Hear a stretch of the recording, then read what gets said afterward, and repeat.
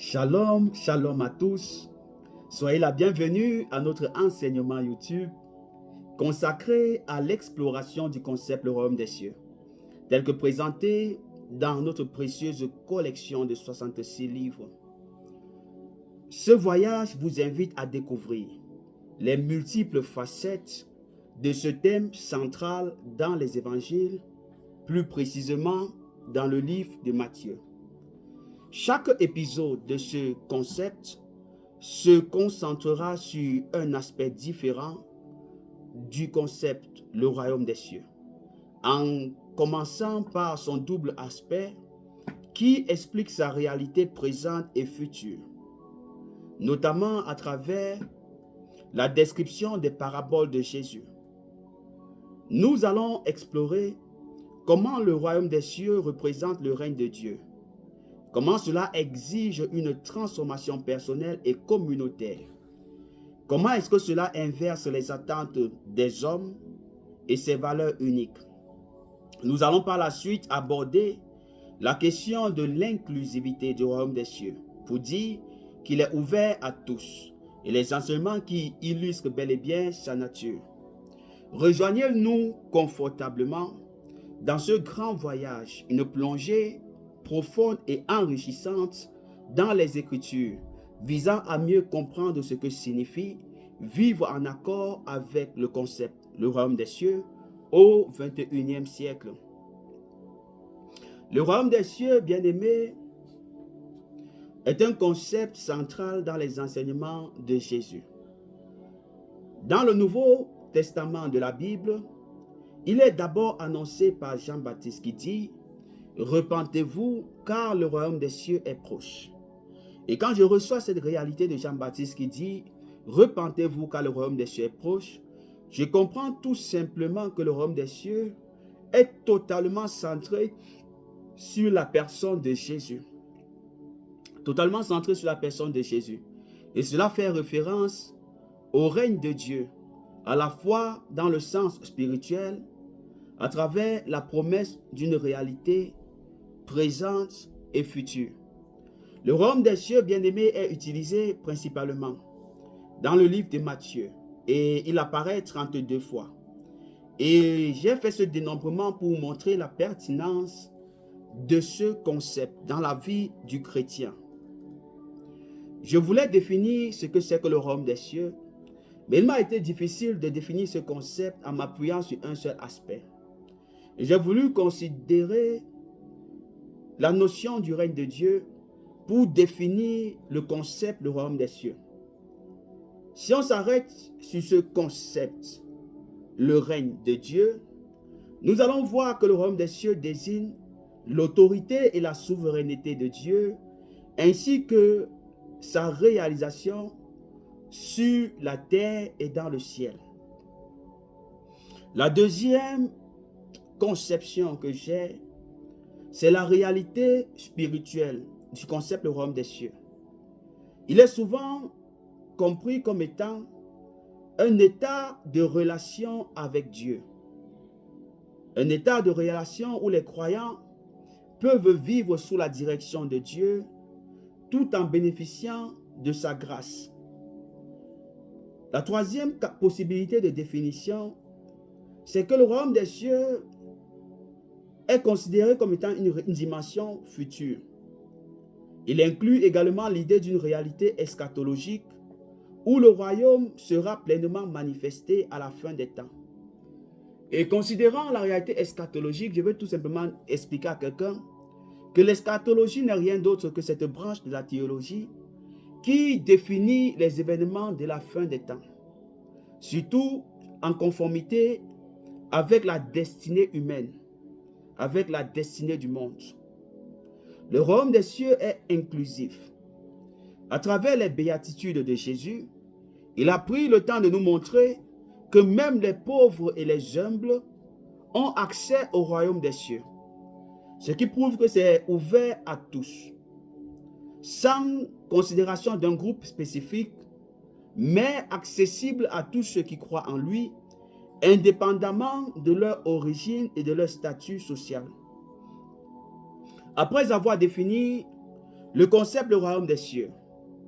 Et de parler de cette inclusivité, je veux tout simplement dire que le royaume des cieux, en tant que double réalité présente et future, est une notion fondamentale dans les enseignements et le ministère de Jésus.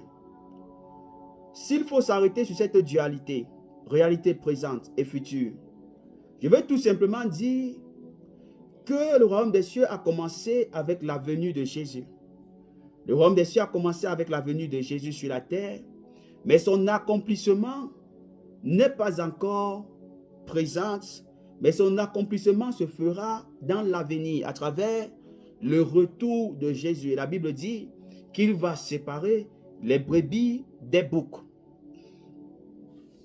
Le premier aspect qui entre dans cette dualité, c'est la conception de la notion, le royaume des cieux comme étant une réalité présente.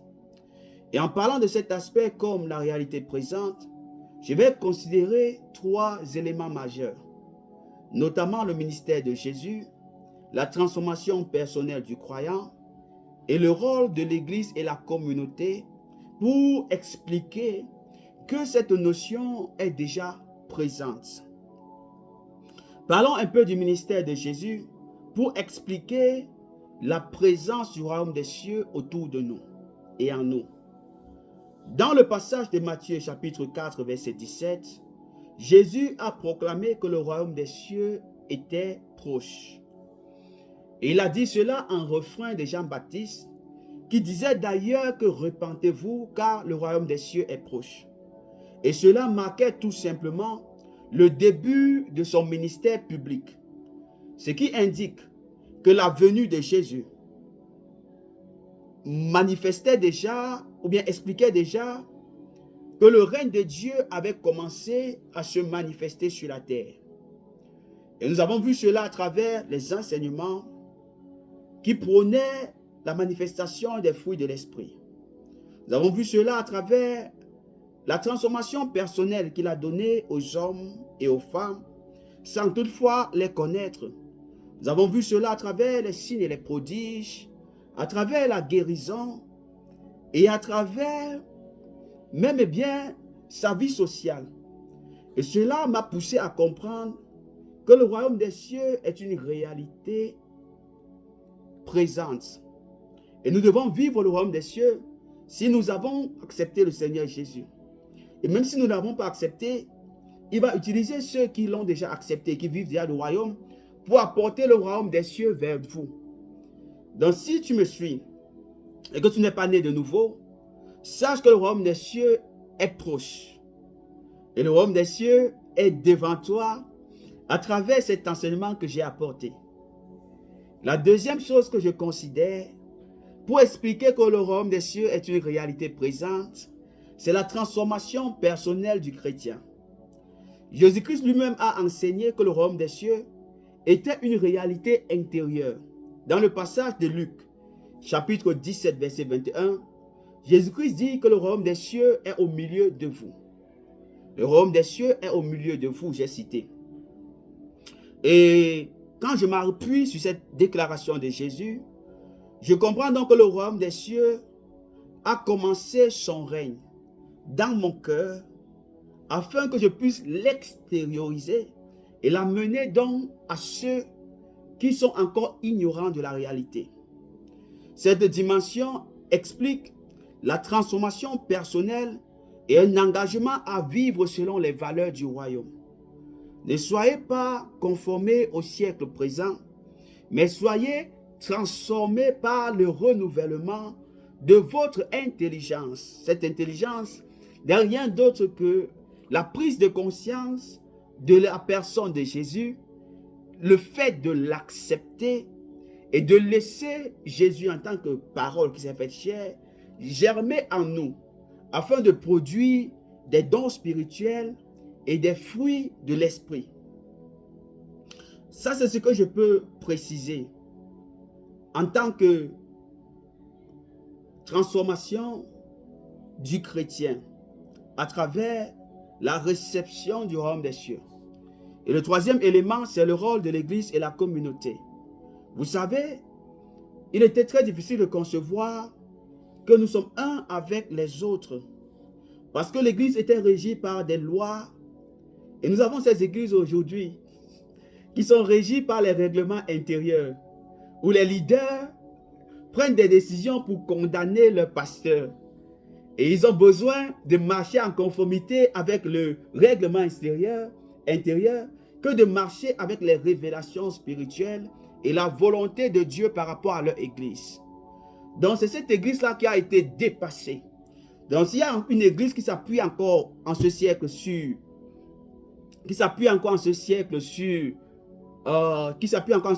les règlements intérieurs pour régir les normes de l'église, plutôt que de se soumettre à la parole de Dieu et d'être sensible à ce que l'Esprit veut pour l'église, cette église est une église du passé, elle est dépassée. Parce que l'église présente marche en conformité avec le royaume. Elle peut avoir une vision. Elle peut avoir une vision écrite par le leader pour conduire le peuple de Dieu vers l'église, vers la gloire, vers la manifestation des fruits et des dons spirituels, vers la croissance spirituelle, plutôt que de chercher à condamner telle personne qui a fait telle faute, pour chercher à punir tel ancien, tel conseiller, tel leader, tel pasteur qui a fait tel problème. Je pense que cette église-là, en réalité, doit se remettre en question et doit se poser aussi la question de savoir si le royaume des cieux est réellement au milieu d'eux.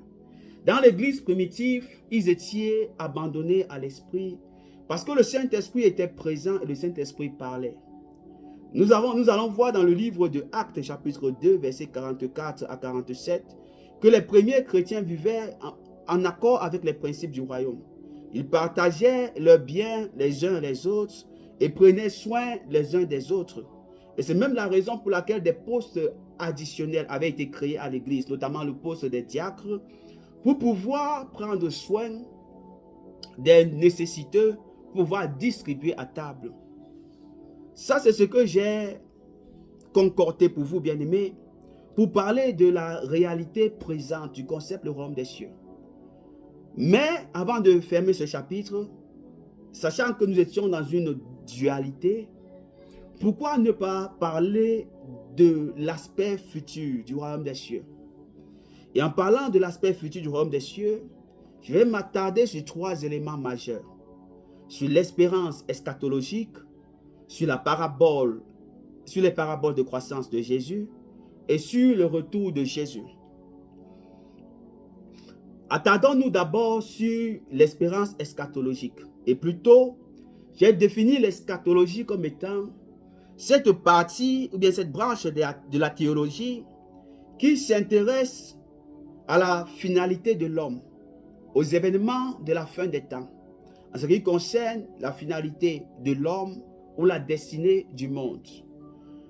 Bien que le royaume des cieux ait commencé avec Jésus, son accomplissement final est futur.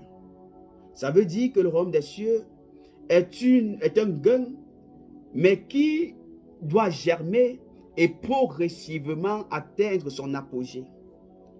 Dans la prière de notre Père, dans le livre de Matthieu chapitre 6, verset 10, Jésus nous enseigne de prier en disant que ton règne vienne. S'il dit que ton règne vienne, cela peut tout simplement souligner que le royaume n'est pas encore pleinement réalisé. Il y a encore un effort à faire. Et cet effort ne vient que par le fait que tu acceptes la grâce et tu permets à la grâce de flot ou bien de circuler en toi.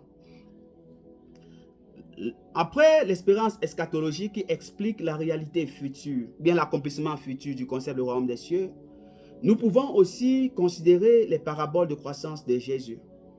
Il y a 2 paraboles, la parabole du grain de moutarde et la parabole du grain de sénévé. Plusieurs paraboles illustrent cette croissance progressive du royaume.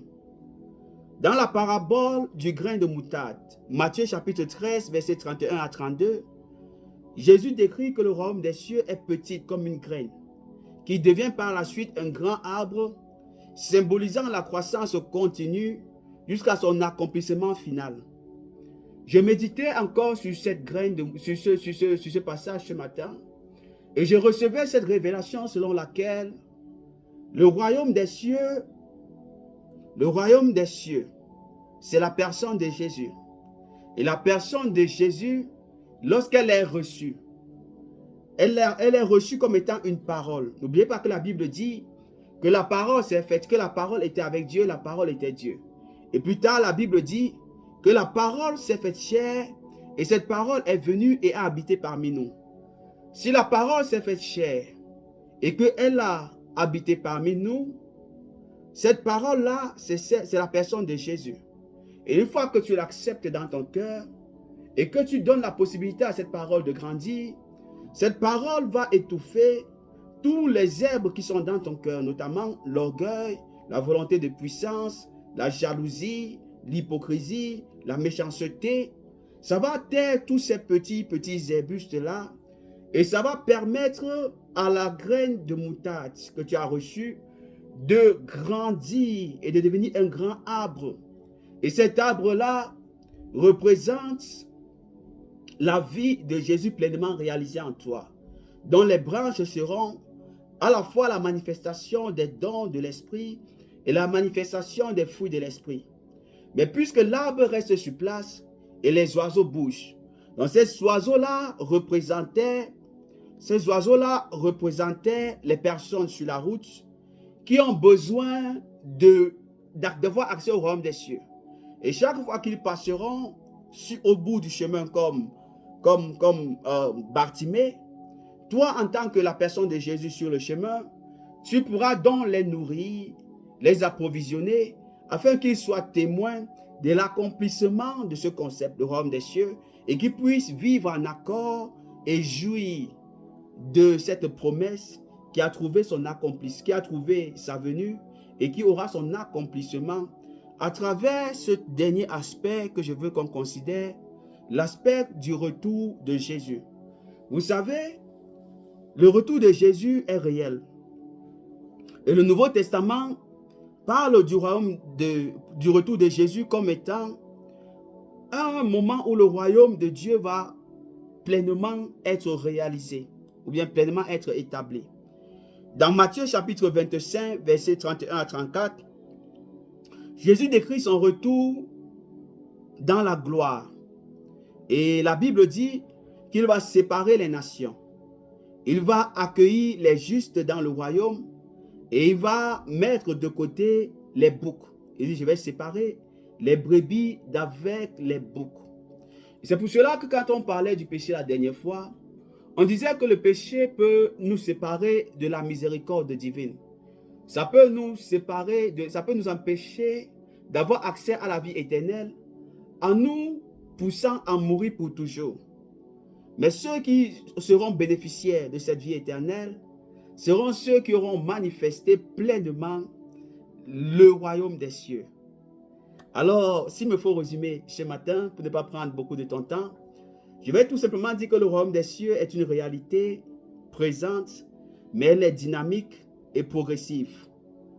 Déjà à l'œuvre dans le monde à travers les enseignements et l'action de Jésus, mais qui attend encore son apogée complet à la fin des temps.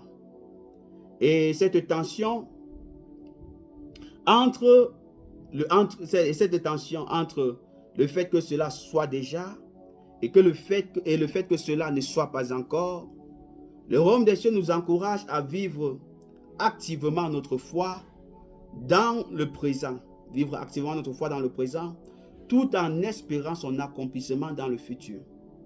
Alors ça, c'est une définition, ça c'est ce que j'ai essayé de concocter pour que nous ayons une idée du royaume des cieux et que nous soyons informés sur la réalité de ce concept. Que nous puissions comprendre s'il est déjà pleinement accompli, s'il est même déjà venu et comment le vivre afin d'entrer dans la gloire de Dieu et ne pas être séparé de sa miséricorde. Que l'Éternel te bénisse. Si tu n'es pas encore enfant de Dieu, je vais t'inviter à devenir enfant de Dieu en cherchant tout simplement une église locale où la parole de Dieu est prêchée avec vérité et dans la plus grande considération, va dans cette église qui croit que Dieu est encore vivant, qu'il n'est pas mort, qu'il n'est pas en vacances, et dis au pasteur que tu veux tout simplement qu'il te conduise vers la nouvelle naissance.